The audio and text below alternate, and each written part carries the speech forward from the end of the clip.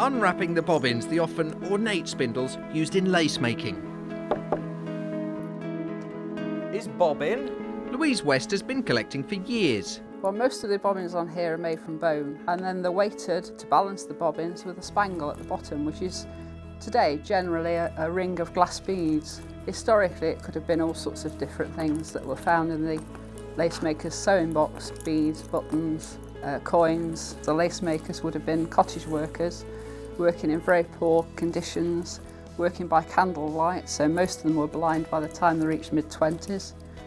And they were paid a pittance for what was a luxury product. It's nice to be able to handle the bobbins and feel the memory and the history in it.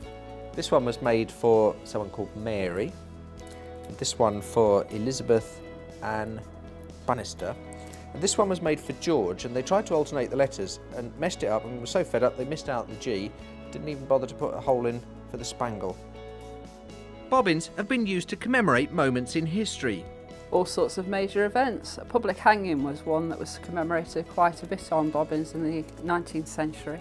This is a lovely little souvenir of a public hanging of William Bull, who was hanged for killing an old lady. They put hung with the G as an afterthought, and the date 1871. Louise makes her own souvenir bobbins. This one is celebrating the start of my BA textile design course, and I had a bobbin made to commemorate the end of the course as well. And what's the one bobbin that would get her bobbing up and down with excitement? It would be a gift from Leicester, which was a bobbin made for Thomas Leicester to give to his best lace makers. Is that worth a bit of money? A lot. Is it? Yes, that's why I haven't got one.